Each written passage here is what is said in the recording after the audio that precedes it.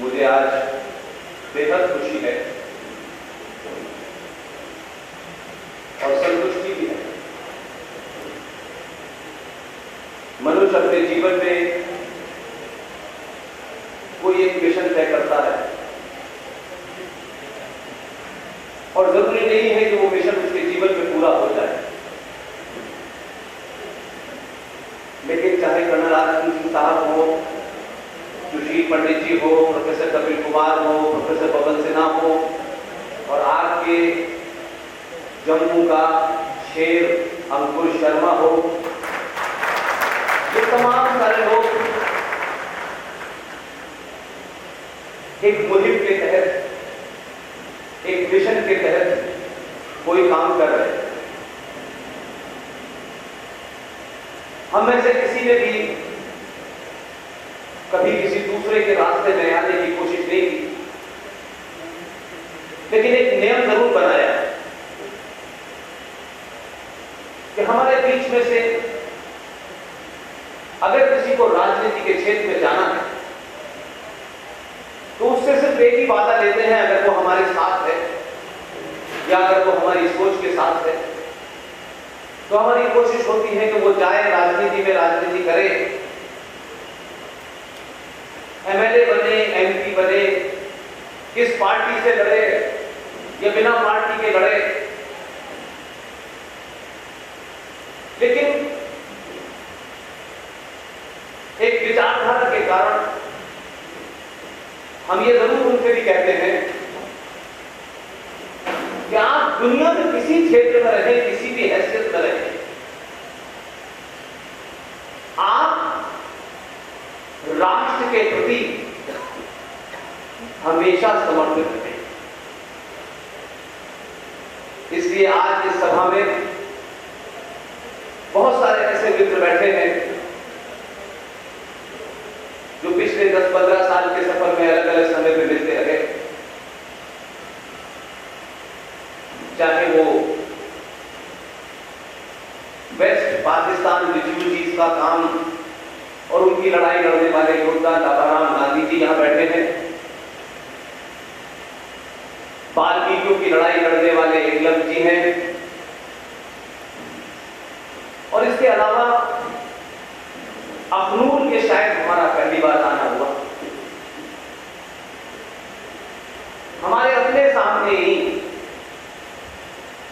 जो हमने प्रण किया, जो रास्ता तय किया, हमने कहा जो भी हमारे साथ आना चाहता है वो आए,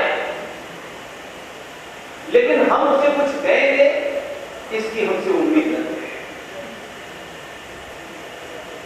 इस रास्ते में सत्ता, सुविधा, सत्ताओं के माध्यम से दलाली, सत्ता में पहुंचकर बिकने का कोई काम हमारे पास नहीं है। और हमें से कोई, चाहे आर सिंह साहब हो या तमाम जो लोग हैं, सबने सार्वजनिक मंचों से कहा है कि सत्ता तो बहुत दूर की बात है, दुनिया की कोई ताकतवर चीज हमें खरीद नहीं सकती। इसलिए इस राष्ट्र के प्रति चाहे वो कोई सा कपड़ा पहने हो, अगर राष्ट्र के प्रति गद्दार है उसको फिर हम बख्शेंगे नहीं। वो कोई भी हो, हमारे अपने भी हो जो बार बार कहते हैं हम आपके अपने हैं, अगर उसमें भी गद्दार है और बिकाऊ है तो उन्हें भी नहीं बख्शा जाएगा। इसलिए आज अखनूर जैसी जगह में हम जैसे लोगों को, जो न समाज को, जो न किसी की नौकरी लगवा सकते हैं, न किसी की बिजनेस करवा सकते हैं, हम ऐसा कोई काम कर ही नहीं सकते ना हमारी ये क्षमता है, और अगर क्षमता है तब भी हम ये नहीं करेंगे। इसलिए अगर अखनूर के अंदर, इस अखनूर के एक बेटे ने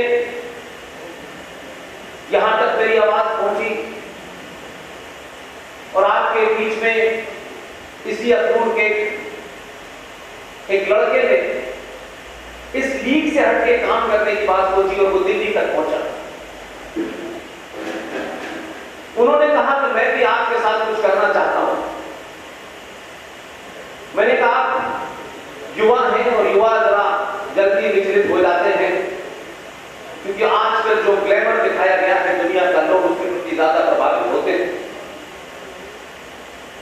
हमने उनसे कहा कि आप काम जहां रहते हैं वहां से शुरू करिए और ईमानदारी से करिए और ये प्रण लीजिए कि हम राजनीतिक सत्ताओं के न तो द्वार पे जाएंगे और ना ही इस देश में हजारों संगठन हैं हिंदुत्व के नाम पे, ना उनके द्वार पे जाएंगे। हम अपने अंदर एक ऐसी क्षमता पैदा करेंगे कि समाज हमारी बात को जिस दिन समझ जाएगा तो ये उठ के खड़ा हो जाएगा और एक जिंदा और जागृत समाज जितनी चिंताएं आर.एस. सिंह साहब ने आपसे कही है उसमें से एक भी नहीं बची। इसलिए शिवा फाउंडेशन के नाम से एक ट्रस्ट बना करके आपके इस अखनूर के बेटे विशाल गुप्ता ने इस काम को शुरू किया और बहुत समय से ये छोटा छोटा काम कर रहे थे। तब मैंने कहा कि आप इस काम को बड़े रूप में करें और कम से कम अगर भारत में कहीं सबसे ज्यादा राष्ट्र की चेतना की जागृति की जरूरत है तो वो जम्मू कश्मीर है। अखनूर में मुझे बताया गया कि यहां गुलाब सिंह जी का राजतिलक महाराजा रणजीत सिंह साहब जहां 17 जून 1882 में किया था, 22 में, और करीब 200 साल हो गए। अखनूर में सबसे ज्यादा इस क्षेत्र से फौजी जाते हैं। अखनूर को सनातनियों और राष्ट्रवादियों का गढ़ कहा जाता है। लेकिन ये तमाम इतिहास की चीजें हैं जो आपको शायद गर्व महसूस करने पे मजबूर करती हो, लेकिन आज हम कौन सा ऐसा इतिहास रच रहे हैं जिससे ये पूरी देश में, पूरी दुनिया में जो लगातार सुबह से शाम तक कुछ पागल लोग ये कहते हैं गज़वाए हिंद होगा, गज़वाए हिंद होगा। अगर भारत में गज़वाए हिंद का कोई रास्ता है वो रास्ता जम्मू से शुरू होता है और अगर जम्मू को कमजोर किया, जम्मू के बारे में दलालों को बिठाया गया जो चवन्नी पे फिर जाते हैं, सरकारों के साथ सरकार बनाते हैं और उस महबूबा मुफ्ती ने जो कैबिनेट की मीटिंग पास करती है उस पर्ची को पकड़ा देंगे, इस पे साइन कर दीजिए आपके नेताओं की और आपके नुमाइंदों की यह हैसियत। इससे चुनाव जीतना हिंदुत्व पे एक अलग बात है, लेकिन उसके लिए काम करने के लिए आपका चरित्र होना चाहिए और ज्यादातर लोगों में ये चरित्र नहीं है। इसलिए आप किसी दूसरे को जिम्मेदार ठहरा करके अपने चेहरे पर छुपा सकते हो, चादर डाल सकते हो, लेकिन आत्मचिंतन कीजिए, आत्ममंथन कीजिए कि आपके लोग कितने सस्ते में बिकते हैं। किसे इस्लामी जिहाद, महबूबा को गाली दीजिए, फारूक को गाली दीजिए, उमर को गाली दीजिए, सबको गाली दीजिए, लेकिन आप खुद क्या कर रहे हैं? एक मैंने सुना है, मेरे यहां आने से पहले मुझे एक वीडियो मिला। अगर कंफ्यूजन यहां है तो दुनिया का कोई हिंदूवादी संगठन और हिंदूवादी पार्टी आपका इलाज नहीं कर सकती, कोई नहीं कर सकता। जब बीमारी यहां है और ये बीमारी है हमें अच्छा दिखने की, सबकी सहमति मिलने की, शत्रु के अनुमोदन की, जब समाजों को ये चिंता होने लगती है कि हमारा शत्रु हमारे बारे में क्या अच्छी राय रखता है, समझ लीजिए वो समाज समाप्त। इसलिए आज भी भाषा जब टेलीविजन का मुंह खुलता है तो बड़ी जोर जोर से चिल्लाते हैं, एक युवा अध्यक्ष किसी पार्टी का मैंने सुना है और ऐसा डायलॉग देता है कि शोले में भी कोई नहीं खुलता, लेकिन चुपचाप से रात के अंधेरे में जब जिहादियों के बीच में खड़ा होता है तो कहता है कि जो नबी का नहीं वो हमारा नहीं, अब जो नबी का है वो हमारा नहीं, इधर रहो या इधर रहो, ये दलाली नहीं चलेगी। उसी पार्टी का एक जनरल सेक्रेटरी यहां आके हिंदू की बात, 37 की बात, 35 की बात, मंदिर की बात, ये दलाली करेंगे और फिर चादर चढ़ाने जाएंगे। सनातनियों को, जो सनातनी है उसे जिंदगी में किसी चादर चढ़ाने की जरूरत ही नहीं है, अगर वो सच्चा सनातन। ये सनातनी के रूप में चढ़ाव और मकान है, इन्हें एक्सपोज कर सकते हैं। आप दुश्मन को हरा सकते हैं। ये ठेका लेके हिंदुत्व का लोग घूम रहे हैं, और जब इस देश में जागृति पैदा हो रही है, जब एक आम जन ये समझ पा रहा है कि मेरे कष्टों का कारण क्या है, मैं आज अनादि काल से जब से ये ब्रह्मांड है, ये कायनात है, ये यूनिवर्स है, जब से लेके आज तक हम दुनिया में प्रकृति के उपासक हैं, और वो तमाम सारे लोग जहां हमने दुनिया को ज्ञान बांटा हो, क्या कारण है हम इतने मूर्ख, इतने काफिर हैं, इतने लालची और कायर हैं कि हम सच इसलिए नहीं बोलते कि सच बोलने से महबूबा नाराज होता है। अरे जाती जिंदगी में भी महबूब साहब से झूठ बोलोगे तो शादी कभी ठीक ठाक नहीं चलेगी, इसलिए बीमारी गलत नहीं करेगी। आप जानिए कि आप हैं कौन। आपको बताया गया कि दुनिया 1400 साल पहले शुरू हुई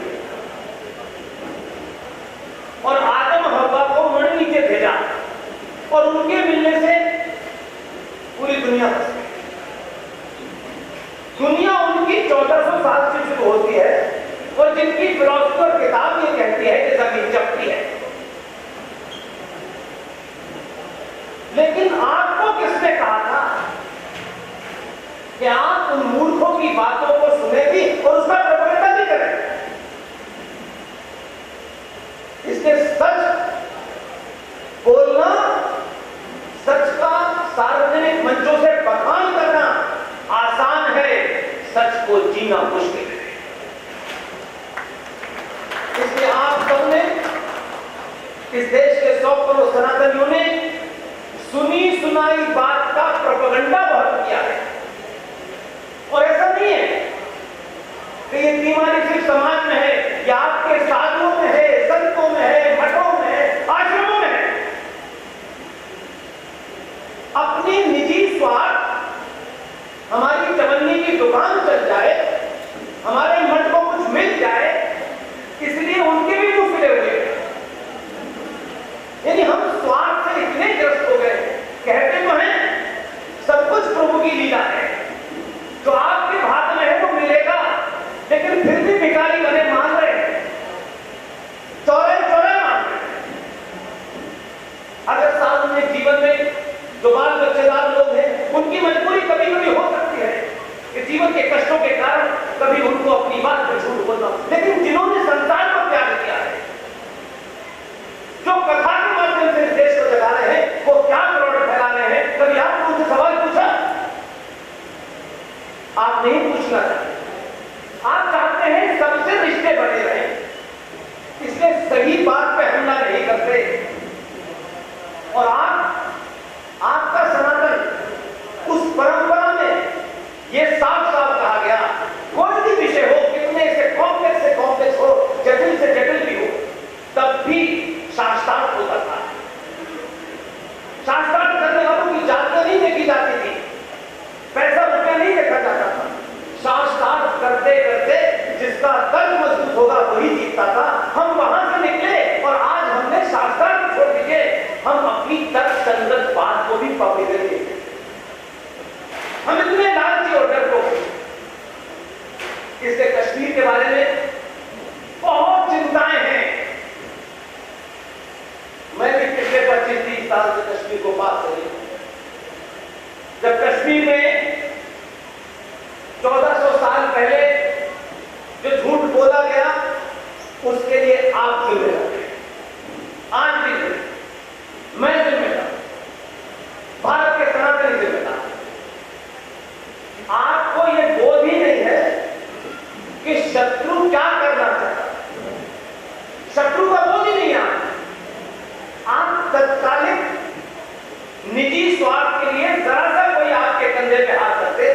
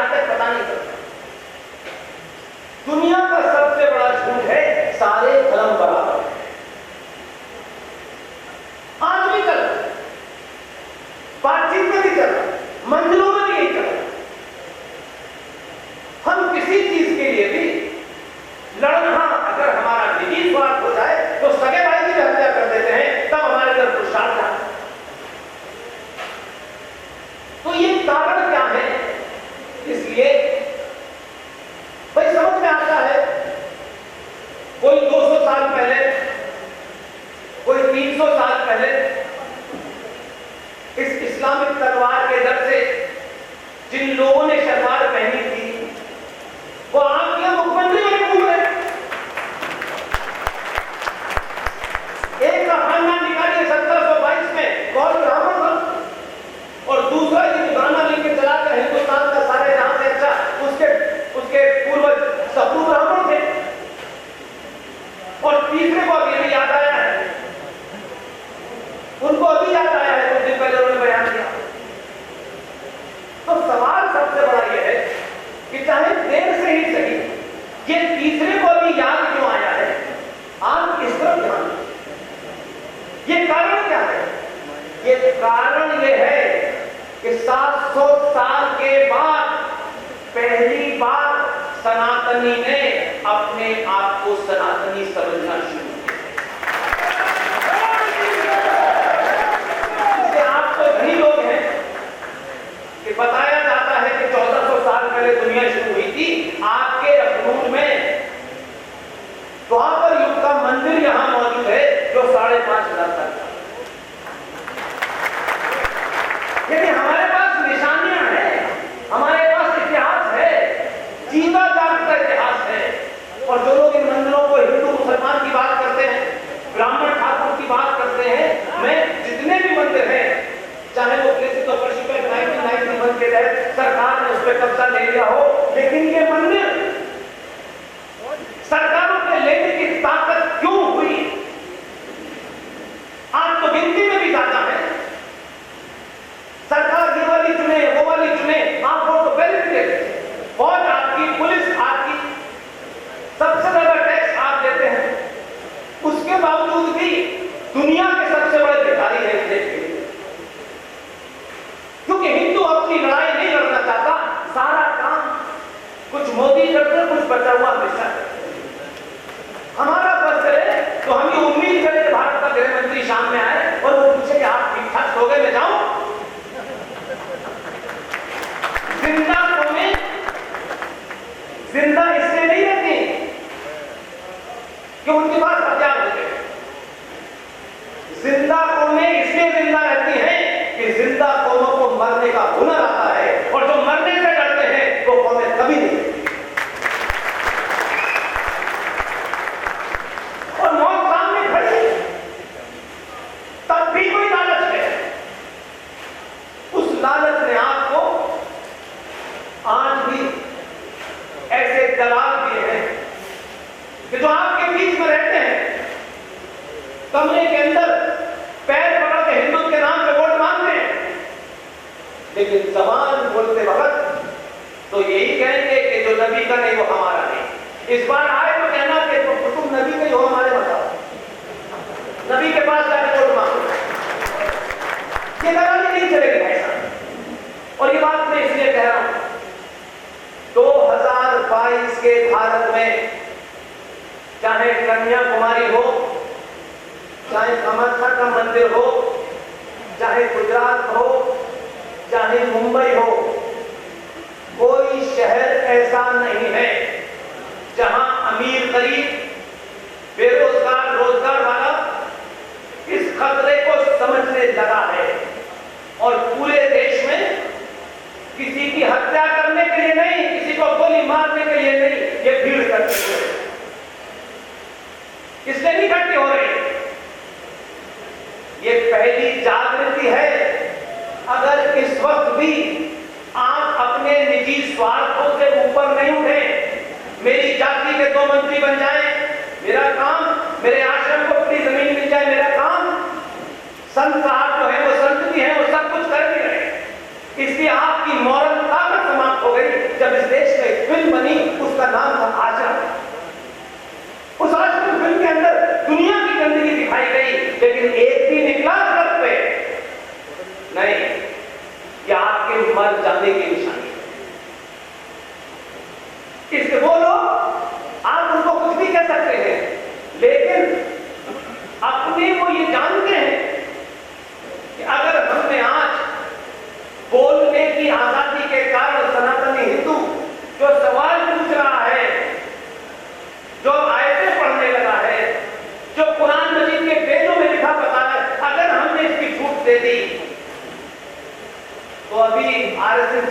साहब ने थोड़ा एहतियात से काम लिया। आरसी सिंह कहा रहते हैं बेटी और पिता के बीच की उम्र में कोई तो फर्क होगा नहीं। सिंह साहब आपने तो फिर भी थोड़ा एहतियात से काम लिया है। इतिहास बताता है पोती और दादी में शादी हुई है। ये बात कह देने से लोग डरा तो सकते हैं सड़कों पे। ध्यान रखिएगा, जो समाज डर के कारण जिंदा रहते हैं उनकी उम्र बहुत लंबी नहीं होती। किताब में क्या लिखा है हमें पूछने की जरूरत नहीं है, न हम जानना चाहते हैं। तुम खुद ईमानदार हो तो उस बंद किताब को एक बार खोलो और दुनिया को बताओ। और ये जो चूरन तुम बांट रहे हो पिछले 1400 साल से, इस्लाम मोहब्बत से, खुलूस से दुनिया ने स्वीकारा। एक मिसाल तो बताओ तुमने कि कहां खुलूस और कहां मोहब्बत बांटी थी, बताओ तो हमें, हम भी तो जाने भाई। इसलिए पहली बार आपने गीता छोड़ करके कुरान पढ़ना शुरू किया, तब इस देश के अंदर यकायक लोगों को लगने लगा कि इंटॉलरेंस बढ़ गई है। जो झूठ था जब उसका पाखंड सड़क सड़क खुलने लगा तो तुमने कहा डराओ इनको। सलमान रश्दी को डरा दिया, तस्लीमा नसरीन को डरा दिया, लेकिन नुपुर शर्मा को नहीं डरा सकते।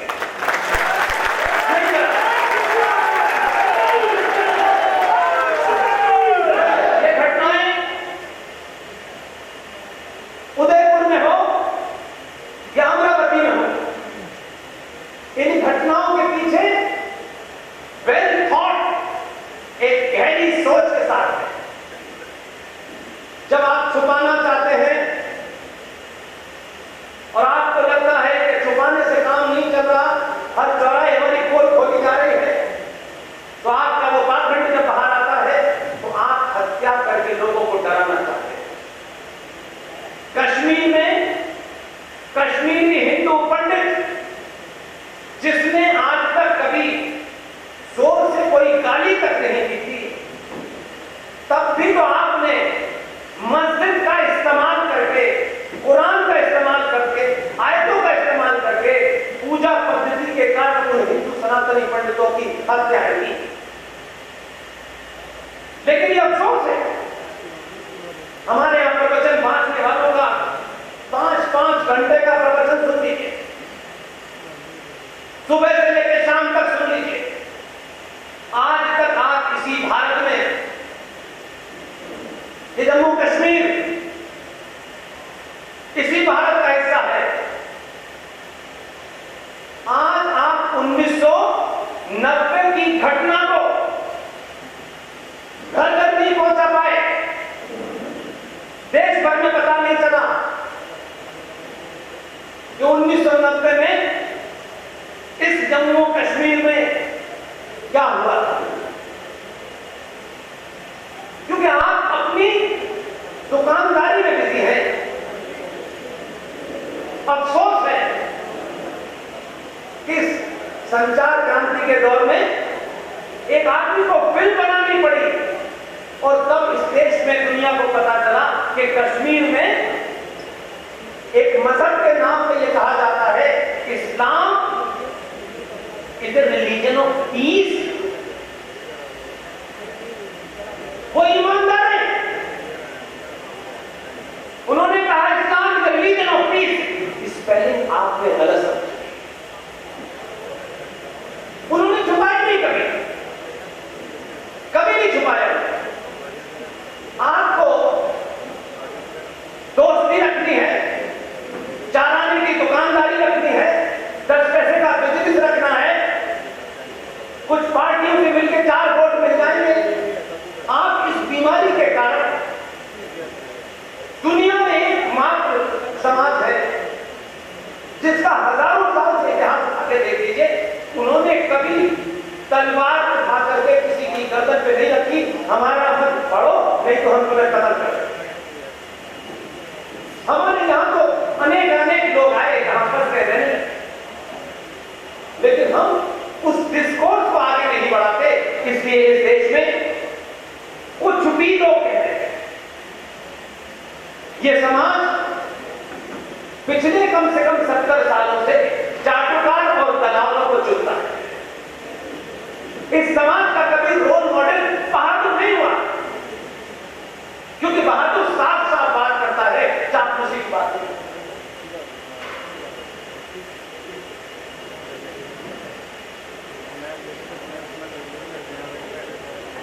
देखिए, पुलिस वालों की तरफ से एक मैसेज है, कोई रास्ते में कोई गाड़ी लगी हुई है, जिस गाड़ी का नंबर है HP 355271, ये पुलिस वालों का मैसेज है कि इसको हटवाने के लिए रास्ता ब्लॉक हो रहा है। HP 355271।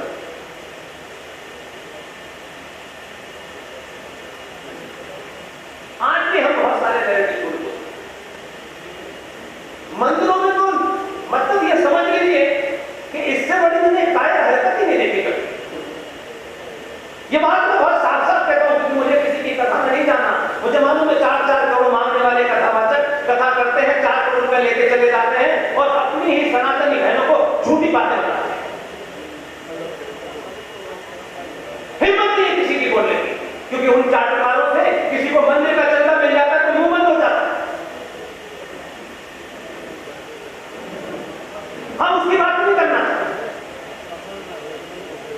इसलिए मुझे बताइए, 5 धर्मों को साधुओं की हत्या हुई, क्या किया हमने? ये मरे हुए समाज की निशानी है। हमने सारा ठेका सरकार को दे दिया।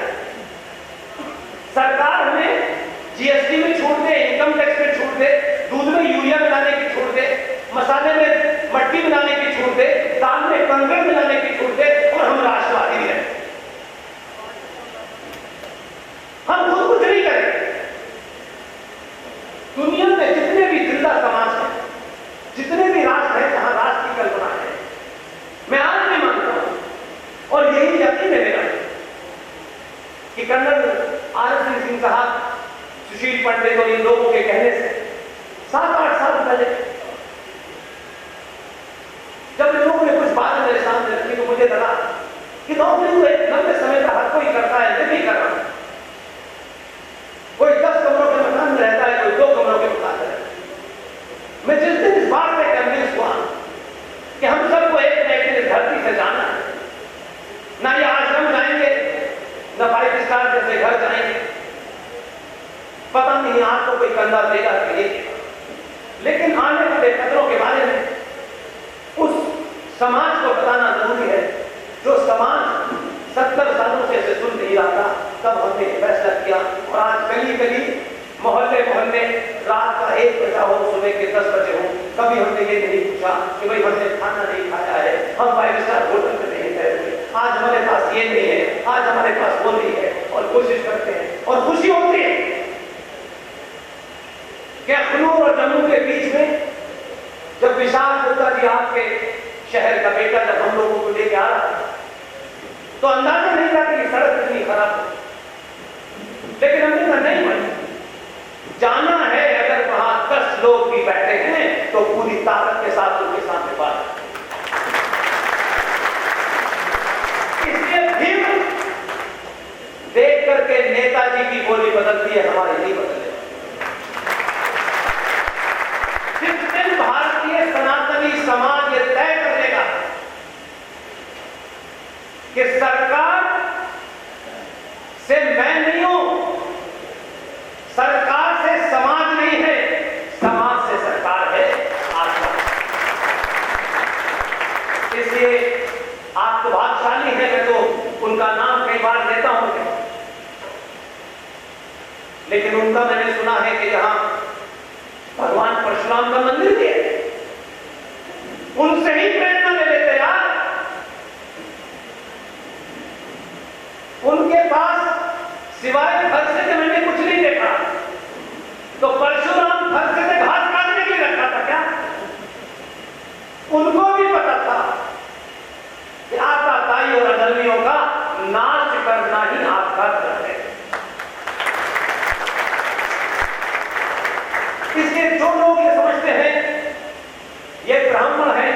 यादव है, ये बनिया है, ये दलित, ये जिन लोगों ने भी ये पाखंड फैलाया है वो सनातन के भी गद्दार है और भारत राष्ट्र के भी। क्योंकि मैं मानता हूं ये जो रूबल पठानिया साहब हैं, जिनकी बुलंद आवाज में आप लोगों ने ये मॉडरेशन देखा, ये भी हमारे इस सफर की एक खोज है। ये उत्तराखंड में हल्द्वानी से यहां आए, ये भी विशाल की तरह हमको मिले, कई बार मिले। हमें लगा कि इनके अंदर कोई एक फायर है, इस फायर को आजादी के साथ जलने देने की कोशिश करनी चाहिए। हम गाइड जरूर करेंगे, लेकिन मुहिम इनको हल्द्वानी में खुद चलानी है, विशाल गुप्ता को अखनूर में चलानी है।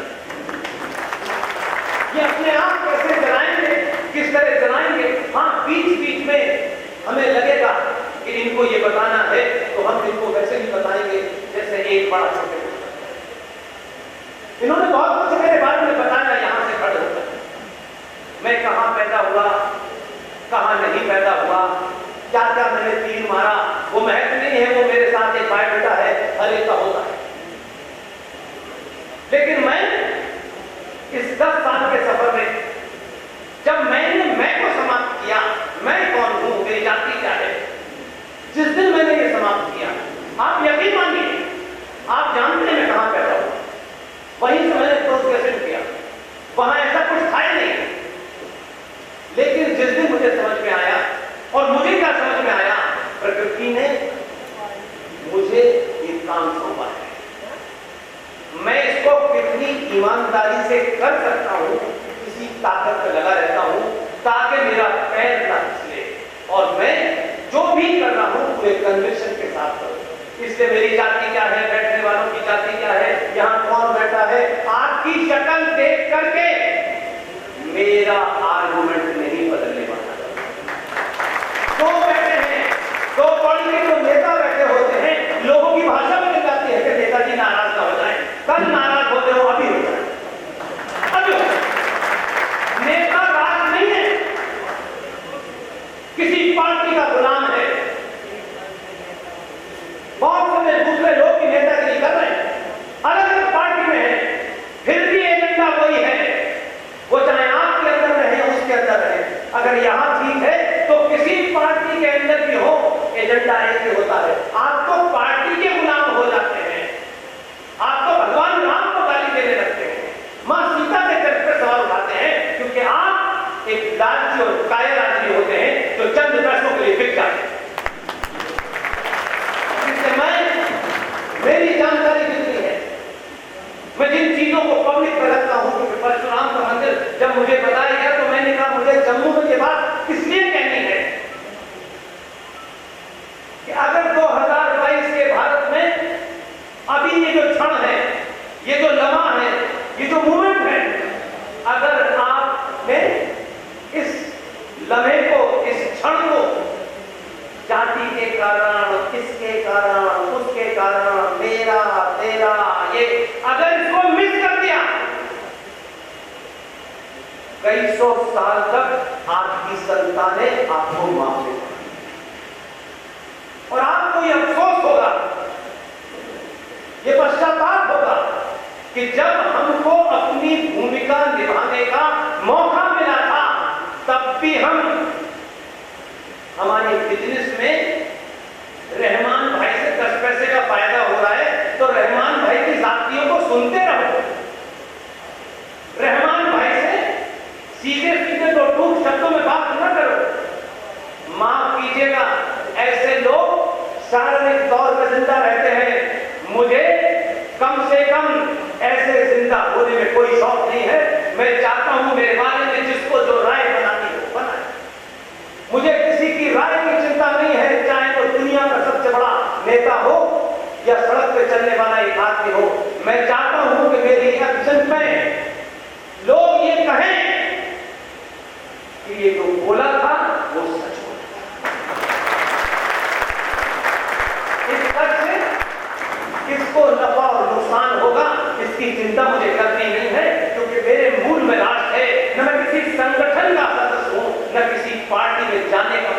नहीं है। मैं मानता हूं कि पार्टी, संगठन और देश और राष्ट्र के बीच में कुछ चुनना हो तो जिस दिन आप राष्ट्र को चुनेंगे, ये तीनों लोग, ये तीनों चीजें आपकी चौखट पे ना करें। सनातनी हिंदू जिस दिन अपनी उस शक्ति को जान जाएगा, ये गली गली, मोहल्ले मोहल्ले, करोड़ों की तादाद में साधु संत जिस दिन आपको ये बोध करा देंगे कि आपकी शक्ति है कहां, आप शक्ति नेताजी के घर में ढूंढ रहे हैं, आप शक्ति महबूबा की चप्पलें उठा के ढूंढ रहे हैं, आपका मुंबंद इसलिए है कि आपको कोई पदारत मिल जाएगी। ये पदारत आपके जीवन में 2 कमरे से 4 कमरे का मकान कर देगी, लेकिन राष्ट्र आपको कभी याद नहीं करेगा। इसके आज से कई साल पहले भी 47 में, 48 में, 46 में आपके बीच में बहादुर थे, पुरुषार्थी थे, लेकिन आपने उनको नहीं अपना हीरो माना। आपने एक कायर आदमी की अपना हीरो बना लिया और उसका नुकसान क्या हुआ? क्योंकि आपको जब आवाज उठानी थी, जब चिल्लाना था, तब आपने कहा हमें क्या करना है। वो चले गए, अब ये आ गए, कोई आ जाए, हमारी जिंदगी में क्या फर्क पड़ने वाला है। आपने उस वक्त नहीं सवाल उठाया और 70 सालों तक इस देश में कायर आपके हीरो है। इसलिए समाज में जब भी कोई बहादुर पैदा होता है, ये कायरों की भीड़ उस बहादुर को कमजोर करके बैठा देती है, क्योंकि उन्हें लगता है कि ये तो बहादुर है और हमें बहादुर बनना पड़ा तो हमारे कितनों से रिश्ते खराब हो जाएंगे, कुछ बिजनेस में नुकसान हो जाएगा, कुछ हमारे बच्चे को नुकसान हो जाएगा। राष्ट्रों के जीवन में और मनुष्य के जीवन में भी एक समय होता है। मनुष्य 50 साल, 60 साल, 70 साल जीता है। ऐसा नहीं कि मनुष्य कभी मरेगा, ऐसे ही राष्ट्र का भी जीवन होता है। आपका पराभव होता है, फिर आपका गिरना चाहिए। लेकिन जिंदा कौमें हमेशा इस बात की चिंता करती है कि हमको जो आज ताकत मिली वो इतनी सी हो, इतनी बड़ी। जिस दिन राजा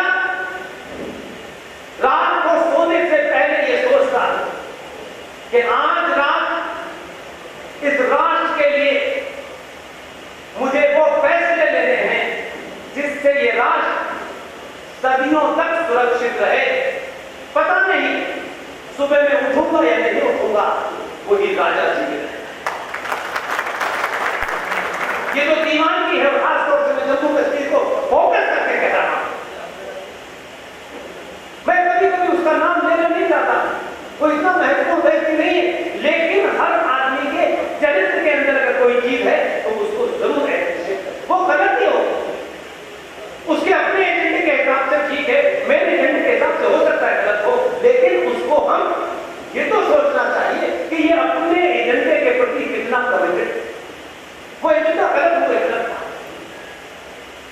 आपकी असेंबली में जब भी आपकी असेंबली चलती थी, एक पतला सा आदमी, उससे मेरी कभी दिल्ली में कम और पाकिस्तान में ज्यादा बुरा था। तो टिपिकल एक पजामा कुर्ता होता है, पतला दूसरा, और आपकी असेंबली में इंडिपेंडेंट एमएलए, मैं देखता था आप उसको याद नहीं करते, किसी की चिंता करे बगैर जो उसको सच लगता था, रोज टेलीविजनों पे देखता था कि असेंबली के बाहर खड़ा होकर के उसको धक्के मार के निकाला जा रहा है, तब भी वो अपनी रोज बात कहता, उस असेंबली में अपनी बात कहता था, कोई सुने या ना। उसको इस बात की चिंता, वो भी दलाली कर सकता था, अपनी एमएलएशिप बेचकर कोई वजारत दे देता, कुछ अच्छे घर में रहता, लेकिन उसका कन्विक्शन। लेकिन मैंने तो ऐसे ऐसे लोग देखे हैं, यकीन मानिए मैं नहीं जानता था कि जहां जिस धरती पे, जिस कश्यप ऋषि की इस भूमि पर पंचतंत्र की कहानियां लिखी गई हो, सनातन के सारे ग्रंथ लिखे गए हो, वहां के लोग इतने इतने कायर हो जाएं, इतने डरपोक और लालची हो जाएं कि हम अपने भाई के मरने पे रोते भी नहीं हैं, चिल्लाते भी नहीं हैं। मरने वाले का रंग देखते हैं, उसकी जाति देखते हैं। इसलिए आज भी मुझे अफसोस है कि दिल्ली तो बदली, लेकिन दिल्ली की मजबूरी है कि जिन दलालों को वो हटाना चाहती है, उन दलालों की सेटिंग यह है कि वो रात के अंधेरे में जाके कहता है जो नबी का नहीं वो हमारा। ये वो फिक्सर है, ये वो दलाल है जो कश्मीर को कश्यप ऋषि की धरती बनने से रोक रहे हैं। इसलिए उनका मुंह कभी इस बात के लिए नहीं खुला कि यहां एक बहुत बड़ा घोटाला है, वोट लेने आएंगे, एमएलए बन जाएंगे, ये उनके मुंह से नहीं सुना मैंने कभी। एक घोटाला हुआ, एक सरकार ने एजेंडे के तहत जम्मू कश्मीर की भूमि को एक पावर प्लांट लगाने के लिए कहा कि साहब हम रोशनी एक्ट लाएंगे। ये वो रोशनी लाने की बात कह रहे हैं जो 1400 साल पहले जिनकी बत्ती गुम हो गई, वो रोशनी लाने की बात है। जिनके रोशनदान बन रहे वो रोशनी की बात कर रहे हैं, लेकिन रोशनी नहीं लानी थी उन्हें। उन्हें इस कश्यप ऋषि की धरती की भूमि हड़पनी, वो समझदार है। उनको मालूम था कि जो तबर्रुक बढ़ रहा है इसमें तो इनको भी ले लो तो इनका मुंह बंद हो जाएगा हिंदुत्व के नाम पे।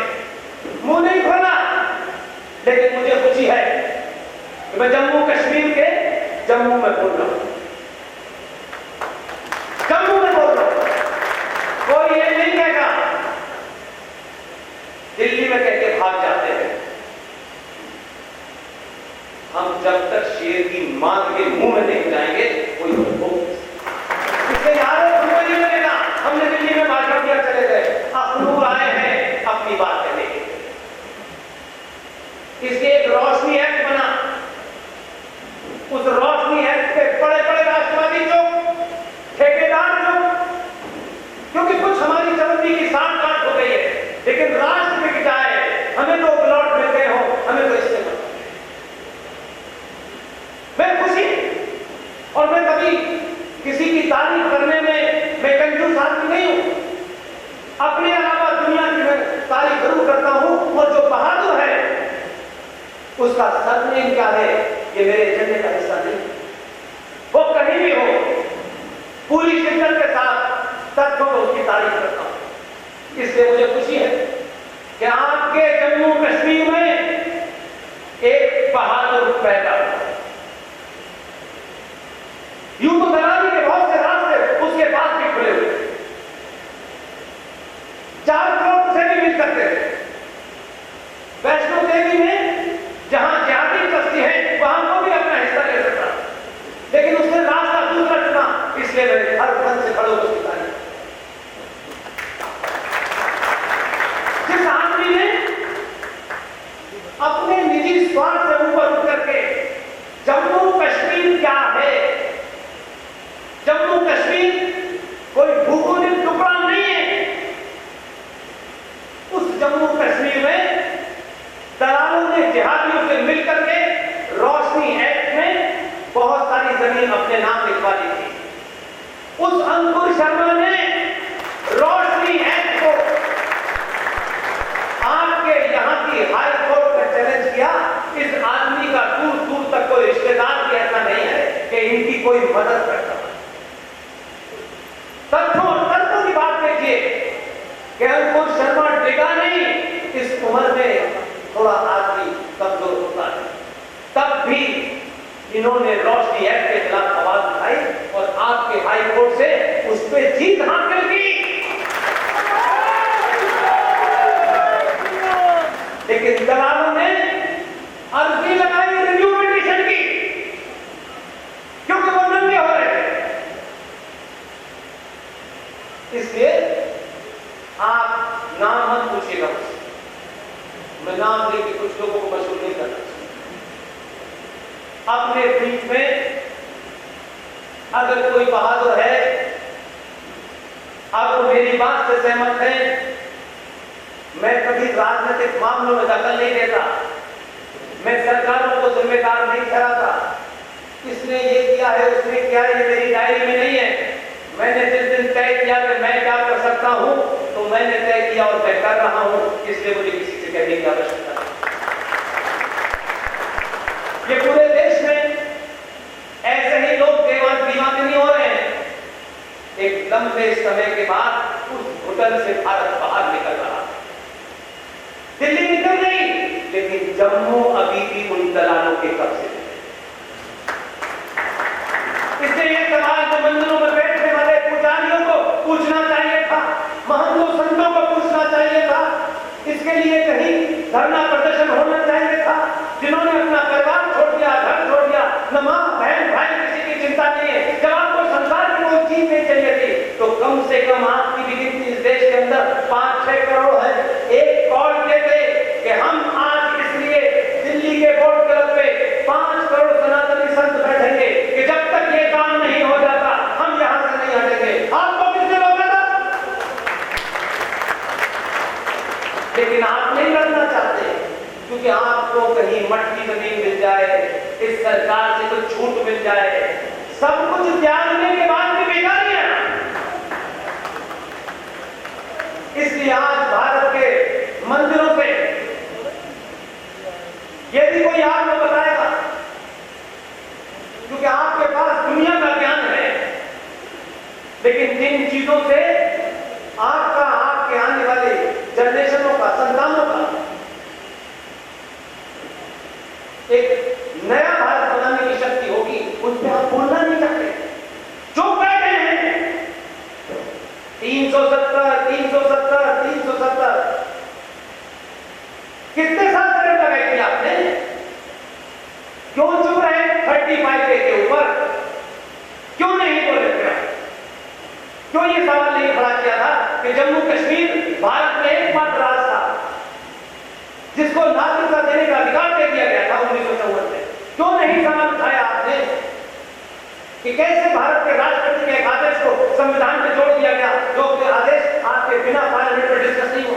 हमें क्या मतलब है? हमारी दुकान चल रही हो बस। इससे मंदिरों में जो पैसा आपका दान का चढ़ता है, जो आप अपने आराध्य को पैसा देते हो, जिसमें आपकी भावनाएं निहित होती हैं, आपकी पूछा नहीं पलटती। मेरा पैसा मैं अपने भगवान पे मंदिर पे चढ़ाता हूं। ये गणेश जी का सोने का मुकुट, ये करोड़ों रुपया जो आप चढ़ाते हैं, कभी रुक के तो पूछते मेरे भाई ये पैसा जाता कहां है? पंडितों ने अपने स्वार्थ के लिए नहीं बताया, क्योंकि पैसे के चढ़ावों को लेकर के मार काट आप में मची, किसी और में नहीं मची। इसलिए आज मंदिरों पे चढ़ने वाले पैसे से मां वैष्णो देवी, हजारों लोग आते हैं दुनिया के, 520 करोड़ रुपया सालाना सरकार लेती है। ये पूछा नहीं। देवस्थानम बोर्ड तिरुपति 1300 करोड़ रुपया सरकार लेके जाती है। अगर पूरे देश के मंदिरों पे आए हुए चढ़ाए हुए पैसे का अगर बजट निकाले साल का, मैं दावे से कह रहा हूं, तथ्यों पे कह रहा हूं, रिटोरिक्स नहीं कर रहा, जिस दिन मंदिरों पे चढ़ने वाला पैसा रेगुलाइज हो गया, वहां ढकोसले ढोंगी नहीं बैठे, वहां पैसे के तिजारती नहीं बैठे, और हर मंदिर के अंदर समाज के हर वर्ग से लेकर एक ट्रस्ट बनाया जाए, और जितना पैसा पंडित जी और पंडित जी के परिवार, चाहे 1 हो 2 हो 4 हो, 8-8 घंटे की ड्यूटी करने वाले पंडितों को आप दें कि भाई आपकी ये 50,000 तनख्वाह आपके परिवार के लिए है, आप यहाँ पंडिताई 8 घंटे करें, 8 घंटे कोई दूसरा करेगा, ऐसे कर भी दें अगर आप, तो मैं दावे के साथ जिस दिन भी मंदिरों का पैसा सनातनी हिंदू की कोई केंद्रीय जिसमें दलाल न हो, ऐसे लोगों के पास आ गया। सनातन में न ब्राह्मण का बच्चा, न ठाकुर का, न दलित का एक भी भूखा नहीं सोएगा। एक भी किसी बच्चे को सरकार के ऊपर इन तरसी आंखों से नहीं देखना पड़ेगा कि हमारे बच्चे को स्कॉलरशिप नहीं मिल रही। पैरेलल व्यवस्था खड़ी कर सकते हैं आप, लेकिन इन मुद्दों के लिए नहीं लड़ना है, इन मुद्दों पे चिंता नहीं करनी है और तथ्यों के साथ रखिए। ये भावनात्मक मुद्दा नहीं है। भारत 76 में लिखित में सेकुलर हुआ, लिखा गया 42nd अमेंडमेंट के माध्यम से भारत के संविधान के प्रियम्बल में लिखा गया कि भारत सेकुलर और सोशलिस्ट है। हमने मान लिया थोड़ी देर के लिए कोई सेकुलर है, लेकिन हम देखिए छोटी छोटी बात में गिरह करने वाले लोग, कुतर करने वाले लोग, नींद में निकालने वाले लोग, हम कैसे, ये तो कायरता की चादर इतनी मोटी है या लालच हमारे अंदर इतना पक गया है कि हम जो चीज हमारे पास है, जिसको हम बदल सकते हैं, उसको नहीं कोई पाठ पढ़ाएगा। सरकार कानून क्यों नहीं बना रही जनसंख्या? सरकार दो कानून क्यों नहीं बना रही? सरकार को सरकार का काम करने दीजिए। जो आपकी भूमिका है वो आपने नहीं की। इसलिए मंदिरों से जो पैसा चढ़ता है वो आपके पास आए, आपके समाज के जो भी लोग उसे मैनेज करना चाहें वो करें, लेकिन आप उंगली उठा के पूरे देश को देख लीजिए। एक भी ठेकेदार हिंदुओं का, एक भी, बड़े बड़े आते हैं 5-5 घंटे के प्रवचन, बड़े बड़े प्रवचन, इतने प्रवचन देते लगता है भगवान जाने, ये तो कोई काम धाम तो है नहीं, और अपनों को ही झूठा प्रवचन दे रहे हैं। मर्द हो तो दुश्मन को प्रवचन दे नहीं देते। ये उनको नहीं बताते हैं कि भाई तुम्हारे मंदिरों का पैसा भी सरकार ले लेती है, और भारत के अंदर मस्जिद हो, मजार हो, गुरुद्वारा हो, चर्च हो, उस पे चढ़ने वाले पैसे से सरकार कुछ भी नहीं करती, और आपके मंदिरों का अधिग्रहण भी सरकार के पास है। अब डिस्ट्रिक्ट मजिस्ट्रेट फजलुर रहमान है, वो मंदिर का चेयरमैन है। आप कितने दीनहीन है यार। आपके मंदिर का अधिग्रहण हो गया, आपको पता ही नहीं है, लेकिन मंदिर में चवन्नी भी नहीं तो पंडित का चवन्नी से काम चला। हम यहां चले थे, यहां, इसलिए आज हम कौनों के साथ अपनी तुलना कर रहे हैं। इसलिए जब उसने ये कहा कि जो नबी का नहीं वो हमारा नहीं, इसलिए गुस्सा है, जिसकी तरफ आरएसएस के साथ इशारा किया। हम दुनिया में एकमात्र फिलॉसफी है, एकमात्र विचारधारा है जिसने प्रकृति के अलावा किसी को नहीं। हमने हजारों साल पहले बता दिया कि सूरज से लेकर जमीन की दूरी क्या है। जो आज आप क्लाइमेट चेंज की बात करते हैं, एनवायरमेंट की बात करते हैं, ये सुनने में अच्छा लगता है।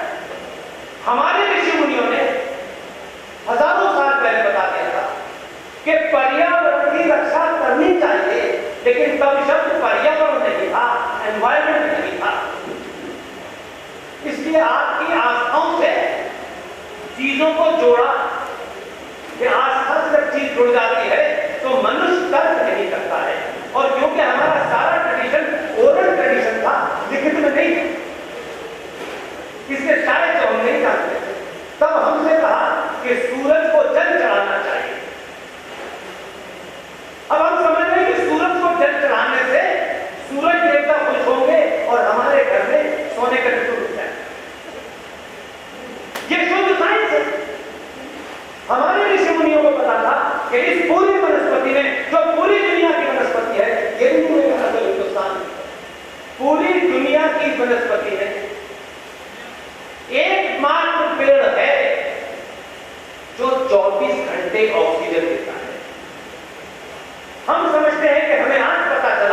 क्योंकि नासा नाम की एक दुकान अमेरिका ने 1958 में खोली, तब हमको पता चला ओहो वाह, क्या है सोलर एक्लिप्स, क्या है मून एक्लिप्स, क्या है।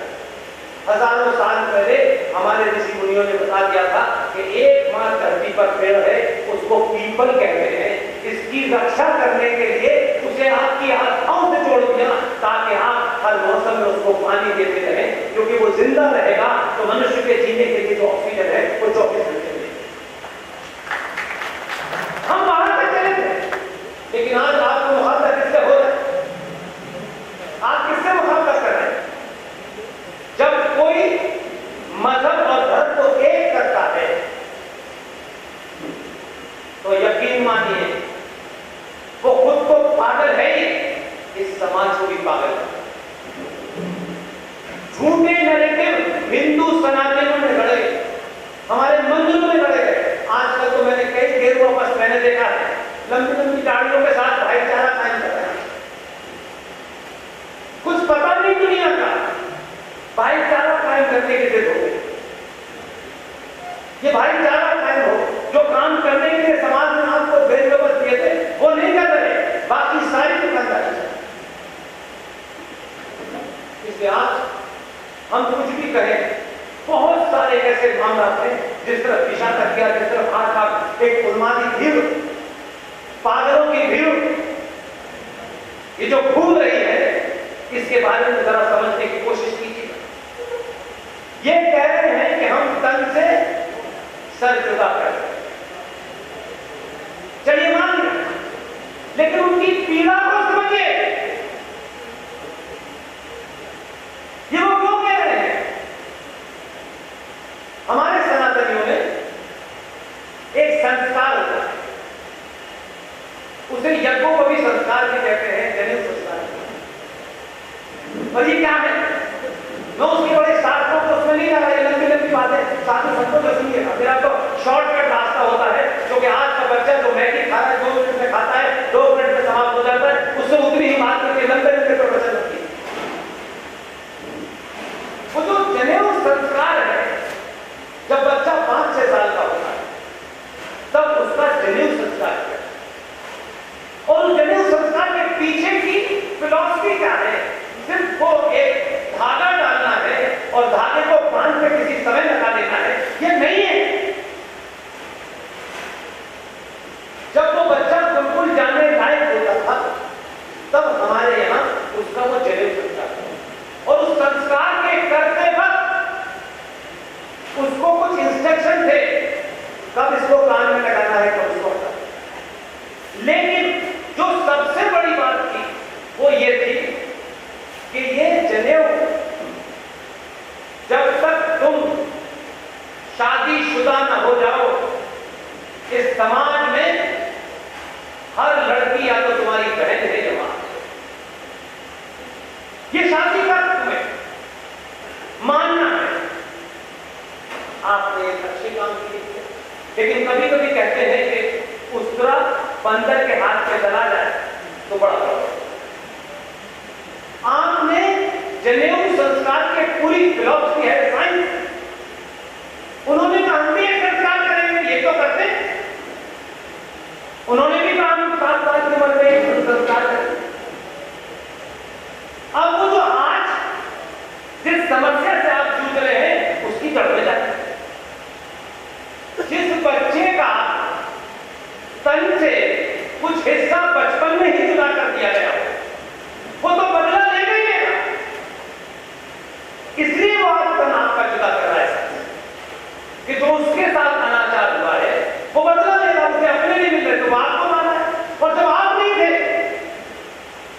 नहीं थे वहां कम से कम नहीं थे, तब इसी फिलॉसफी ने प्रॉफिट मोहम्मद के तमाम इमाम अली की हत्या, उनका तन से धड़ जो सर जुदा किया वो मस्जिद में किया जब वो फजर की नमाज पढ़ रहे थे।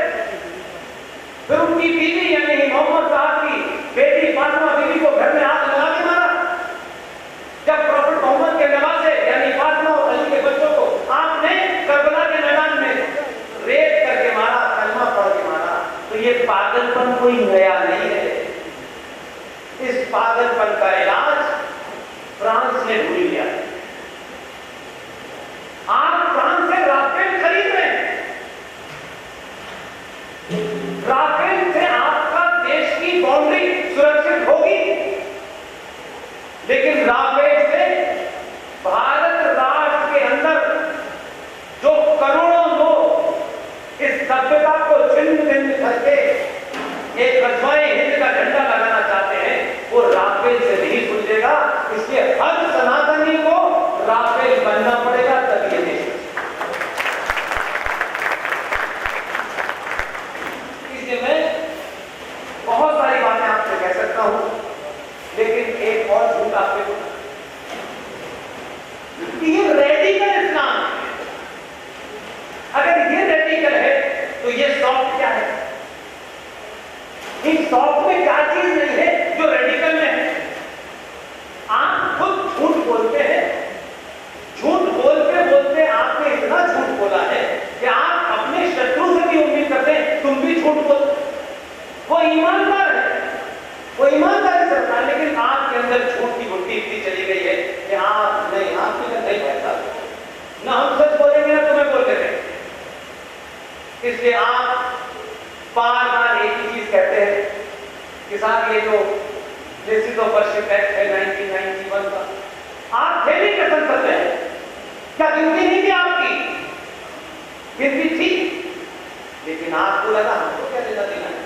हमारा तो वोट पिछले 70 साल में इस बात पे पड़ता था मेरे यादव कितने हैं, मेरे तो बनिए कितने हैं, मेरे ब्राह्मण कितने हैं, मेरे दलित कितने हैं। आप तो इस बात से आगे बढ़े तो मुझे जीएसटी में छूट कितनी मिलेगी, इनकम टैक्स में कितनी मिलेगी। आप इससे ज्यादा तकलीफ होके आपने इस भारत राष्ट्र की सरकार नहीं चुनी, लेकिन वो पिछले 70 साल से अपने एजेंडे पे काम कर रहे थे। जो 1400 साल पहले अरब मक्का से शुरू हुआ और ईरान से लेकर सीरिया से लेकर के वहां से बढ़ते बढ़ते वो अब आपके अंदर आ गया है। इसलिए 1947 में अगर कोई ईमानदार लीडर था जिसने खुल्लम खुल्ला ये बात कही, उस आदमी की बात आपने इसलिए नहीं मानी क्योंकि आपको चाटुकार पसंद थे, इसलिए लंगोटी वाले को पिता मान लिया गया।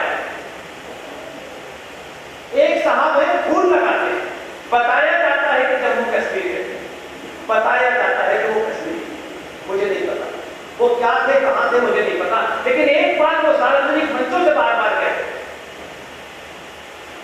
कि मैं कल्चरली मुसलमान हूं, इंटेलेक्चुअली अंग्रेज हूं, लेकिन बाय एक्सीडेंट क्यों? आपने किसी ने पूछा कि कश्मीर में एक्सीडेंट कहां हुआ? कहां हुआ था जहां से नेहरू पैदा हुआ? एक्सीडेंट की जगह तो बताइए यार कहां है? हम भी तो जाने कि जो आदमी 19 साल तक प्रधानमंत्री रहा उसके एक्सीडेंट की जगह कहां है? हमने पूछा और हमने बोल बोले, इसीलिए आपको वैसे ही नेता मिले। इसलिए कश्मीर के लोगों की जिम्मेदारी ज्यादा है, इसलिए ये गलती मत कीजिएगा।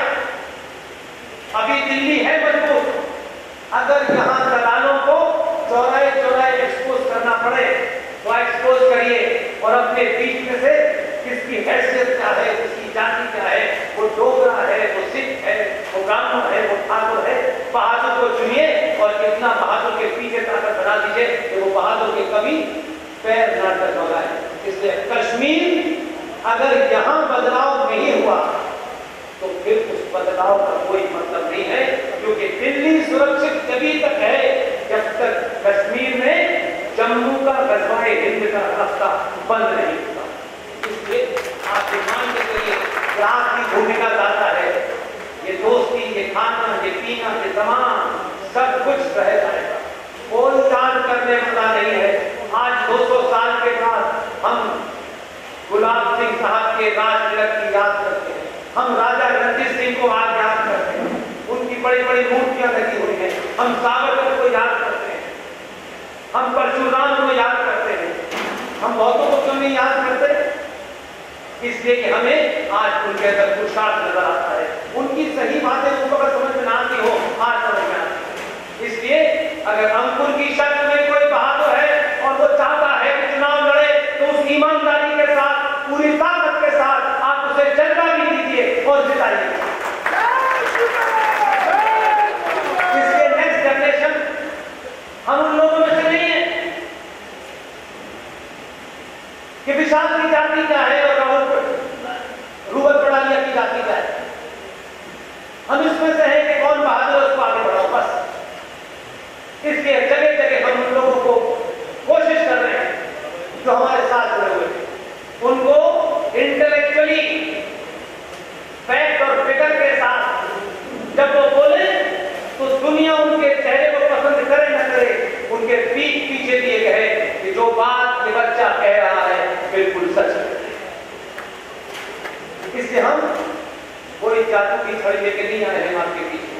हमारा सिर्फ इतना ही कहना है कि अब अगर आपने सच नहीं बोला और अच्छे लोगों को नहीं चुना तो आप फिर दोबारा से एक ऐसी गर्द की तरफ बढ़ेंगे कि फिर इसके लिए कोई दूसरा जिम्मेदार नहीं होगा। आज इस अखनूर के अंदर इस शहर में विशाल गुप्ता ने मुझे और कर्नल आरिफ सिंह साहब को यहाँ बुलाया है, तो माफ कीजिएगा, इस बच्चे को मैं जितना जानता हूं, इसने अपनी हैसियत बढ़ाने, अखनूर के लोगों को ये बताने के लिए कि मैं इन्हें जानता हूं, इसलिए कतई नहीं बुलाया। इसने अपनी सारी ताकत इस बात में झोंकी कि हम दिल्ली से अखनूर तक पहुंच जाएं और हजारों अखनूर वासियों को हमारे माध्यम से कुछ सच्चाई मिल जाए, इसके लिए से मैं आपने निजी स्वार्थ नहीं करते हैं। बिल्कुल विशाल भाई खड़े हो गए, ऐसे लोगों को इतनी तालियां बजाइए कि आज के आस-पास के गांव में, शहरों में ये मैसेज चला जाए कि 2022 के भारत में जो सनातनी हिंदू, सनातन सभ्यता हमारे सरोकार, उन सब की रक्षा के लिए जो भी योद्धा आगे आएगा, हम उसको पैसे से, रुपए से, ताकत से, तालियों से इतना मजबूत कर देंगे कि उसके कदम कभी कर पकाएंगे। हर शहर में हमको 85 रूबल, 85 विशाल, 85 अंकुर शर्मा, 85 किरण भाई और इनकी टीम के साथी, कई सारे इनके साथी हैं जिनका मैं नाम इससे नहीं लेना चाहता कि उससे हो सके कि कोई नाम कर मेरी गलती से भूल गया तो खराब लगेगा। एक एक साथी जो पिछले 2 महीने से इस कार्य में लगा हुआ है, और आपने यहाँ इतनी बड़ी सभा आयोजित की, यह आसान काम नहीं है, बहुत आसान काम नहीं, हम जानते हैं, इसलिए ये हमसे भी बड़े हैं और इन्होंने पढ़ा, इसलिए इनकी हिम्मत को बढ़ाइए, इनके पीछे खड़े होइए और सिर्फ यहां से जब निकले तो ये सोच के मत जाइएगा कि मैंने ये कहा है, मैंने जो भी कुछ कहा है, अगर तथ्यों पे आप उसको वेरीफाई करते हैं और आपको ठीक लगता है तो आपसे सिर्फ आपकी बात कहकर के अपनी बात समाप्त करता हूं। हमारे यहां 2 ब्राह्मणों के नाम बहुत किए जाते हैं। परशुराम भी ब्राह्मण थे और रावण भी ब्राह्मण था। रावण भी बहुत ज्ञानी आदमी था, बहुत पढ़ा लिखा था, उसकी बौद्धिक शक्ति पर सवाल नहीं, जीवन में उससे एक काम गलत हो गया। इसलिए जब लोग भारत को तरह तरह से अपनी सुविधाओं के अनुसार परिभाषित करते हैं, मैं भारत को सिर्फ इसी तरह से परिभाषित करना चाहता हूं, भारत राष्ट्र, ये राष्ट्र कभी भी जाति प्रधान राष्ट्र नहीं रहा। भारत हमेशा से क्रम प्रधान राष्ट्र रहा। इसमें कुछ दलालों ने अपने स्वार्थ के चक्कर में उसको जाति से बना दिया। ब्राह्मण मां के पेट से जन्म लेने से नहीं होता, जिसको शिक्षा प्राप्त हो गई, जिसको ज्ञान प्राप्त हो गया, वही ब्राह्मण कहलाता। जिसने अपने बातों से, बल से, पुरुषार्थ से अपनी मां की, अपनी बहन की, अपने घर की, अपने समाज की, अपने राष्ट्र की सुरक्षा की, वही आदमी हमारे यहां क्षत्रिय कहलाता। इसलिए जो लोग ढोंग करके, क्योंकि जब आप अपने शत्रु से नहीं लड़ सकते तो आप अपने लोगों को कैसे भ्रमित करते हैं, इसकी सीधी जात की मिसाल है। जो लोग ये कहते हैं कि ब्राह्मणवाद, मैं उनसे सवाल पूछता हूं, भगवान राम क्या थे? क्षत्रिय। भगवान राम ने रावण का वध किया, क्योंकि रावण ने एक काम गलत किया।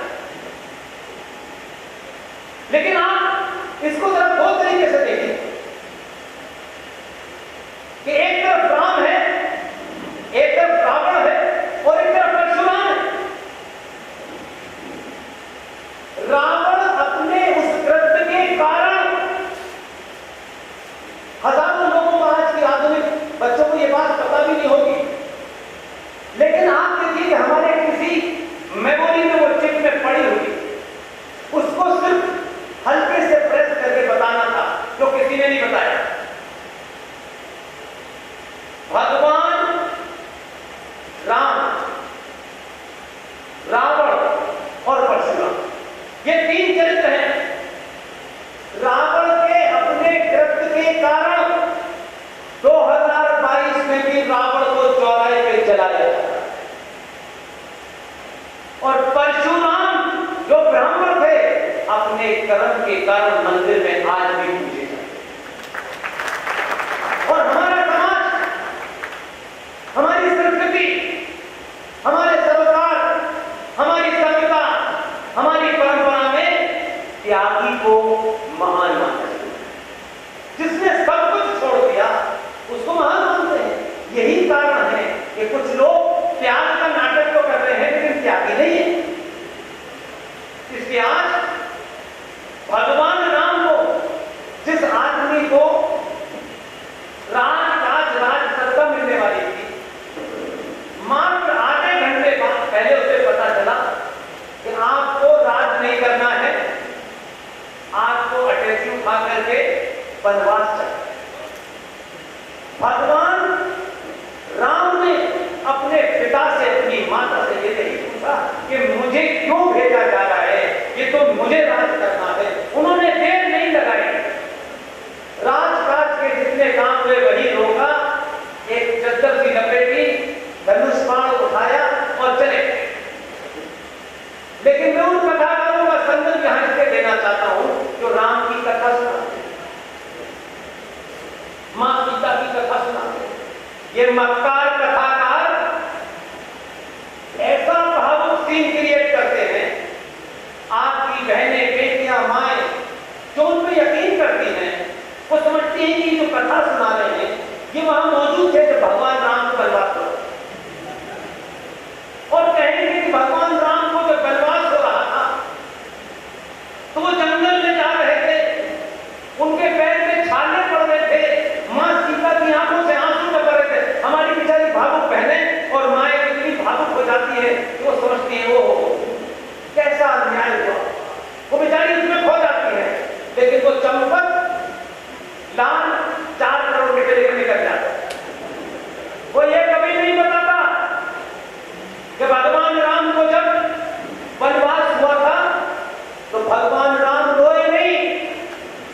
भगवान राम ने जंगल जब जा रहे थे तो अटैची भर के कपड़े नहीं लिए, रास्ते में हजारों राजा थे जो उनके पिताजी को जानते थे, किसी से मदद नहीं ली। भगवान राम की वो तस्वीर भी अनादिकाल से आज भी हमारी माएं बहनें पूछती हैं कि भगवान राम जब जा रहे थे तो सिर्फ उनके पास धनुष बाण था।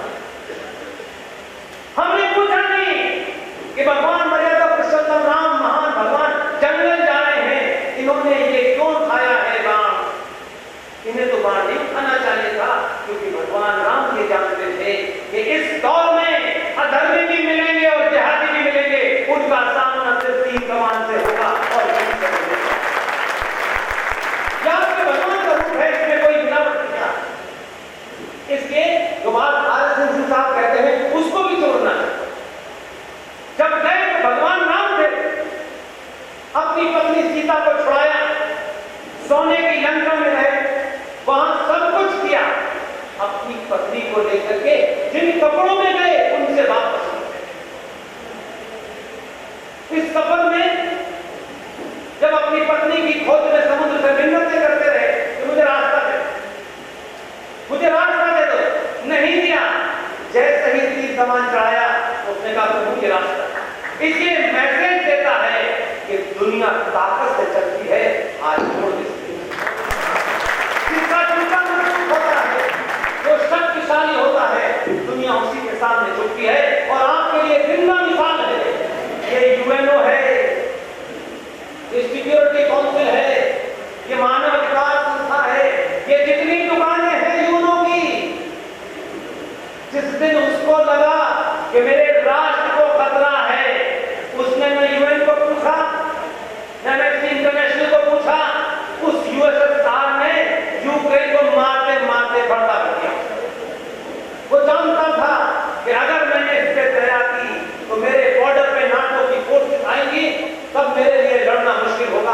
दुनिया चिल्लाती रही, उसने अपने राष्ट्र को बचाने की लड़ाई लड़ी। वो वही काम कर रहा है जो आपको करना चाहिए। इसलिए दुनिया नियम कानून से नहीं चलती, ताकत से चलती है। मर्यादा पुरुषोत्तम जब राम लौटे और वो जो पुल बनाने वाले तमाम बानर थे उनको साथ लेके अयोध्या लौटे, भगवान राम ने उनके हाथ नहीं काटे जैसे तल पैर बनाने वालों ने काट दिए। अपनी खुशियों ने शामिल किया और भगवान राम जब लौट के आए तब उनको मर्यादा पुरुषोत्तम राम कहा गया। और मैं और आप, अगर आपको ये पता चल जाए कि भगवान राम जब श्री लंका से लौट रहे थे, उस सोने की लंका से 1 किलो सोना भी अपनी हड्डी में दबा लाए थे, तो वो आज हमारे बीच में मर्यादा पुरुषोत्तम राम नहीं हो सकते। इसलिए आप इस बात को ध्यान रखें कि वही भगवान राम जो आप ब्राह्मण की बात करते हैं और कुछ लोग ब्राह्मण को गाली भी देते हैं और कुछ ऐसी हरकतें भी करते हैं जो गाली दी, ऐसा भी नहीं। इसलिए मैंने कहा आपको साफ साफ कहता हूं कि देखिए, जिस ब्राह्मण को एक क्षत्रिय उसका वध किया, आज तक किसी ब्राह्मण ने भगवान राम के ऊपर रावण रूपी ब्राह्मण के वध करने पे ब्राह्मण वध का आरोप नहीं लगा, आज तक नहीं लगा।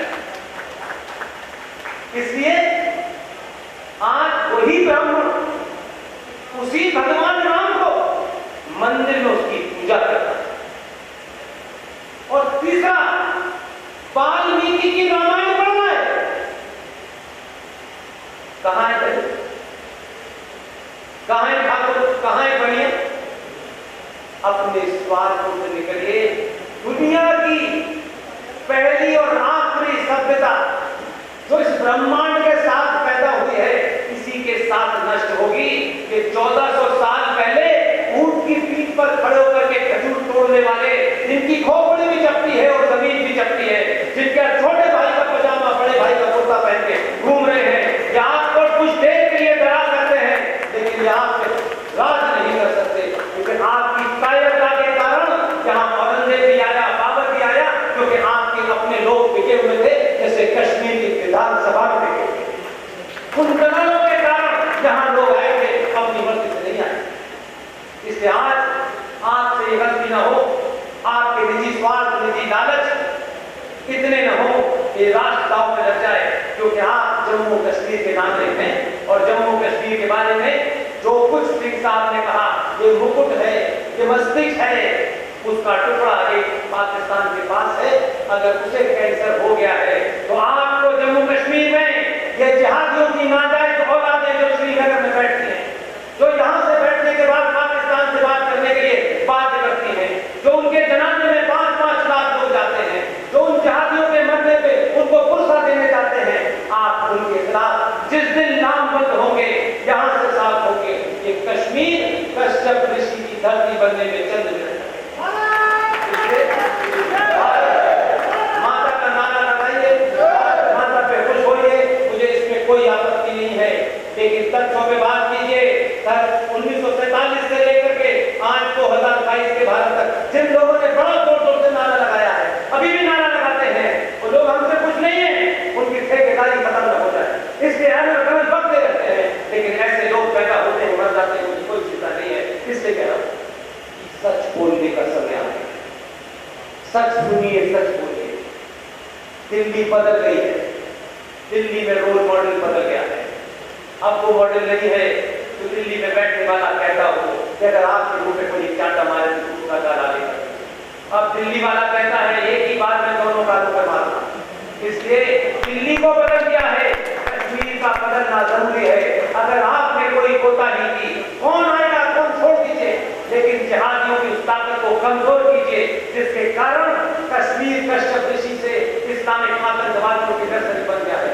और ऐसे तमाम लोगों को अपने अंदर से पैदा कीजिए, और आपके बीच में कोई कितना भी बड़ा महान आदमी आ जाए, कितना भी बड़ा प्रशांत किया जाए, अगर वो लालची है, उसका कोई एजेंडा है, उसका बाइकआउट कीजिए। हम किसी डाइट से, किसी माइक से हर देश के हर कोने में कहते हैं, ना हम किसी संगठन के दरवाजे पर नजर आएंगे, न किसी राजनीतिक दल के दरवाजे पर नजर आएंगे, ना हमको कोई सीट खरीद सकती है, हमको कोई पैसे खरीद सकता है, क्योंकि ये रास्ता हमने अपनी मर्जी रचना है। हम बेरोजगारी में राष्ट्रवाद करने नहीं आए हैं, जैसे बहुत सारे लोग पढ़े लिखे लोग हैं, सच बोलिए,